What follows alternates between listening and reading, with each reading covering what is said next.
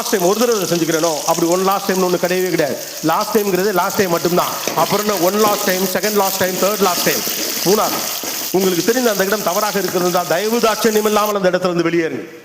இந்த இடம் என்னுடைய அறிவுக்கும் என்னுடைய ஒழுக்கத்திற்கும் உகந்ததல்ல, என்னுடைய சூழலுக்கும் என்னுடைய பண்பாட்டிற்கும் உகந்ததல்லன்னு ஒரு இடத்துக்கு உங்களுக்கு தெரிஞ்சதுன்னா அங்க எவன் தப்பா நினைச்சாலும் சரி, யார் நம்மளை என்ன பேசினா சரிதான், move away from that area. அங்கிருந்து நகருங்கள். அந்த மனிதர்கள் நட்பு உங்களுக்கு வேண்டாம், நமக்கு அது பிரச்சனையே கிடையாது. அது தப்பு, என்னை அது கெடுத்துரும், என்னை அடுத்த லெவலுக்கு இது போக விடாது அப்படின்னு உங்களுக்கு தெளிவாக தெரிய வேண்டாம். அந்த இடத்திலிருந்து உடனடியாக நகருங்கள்.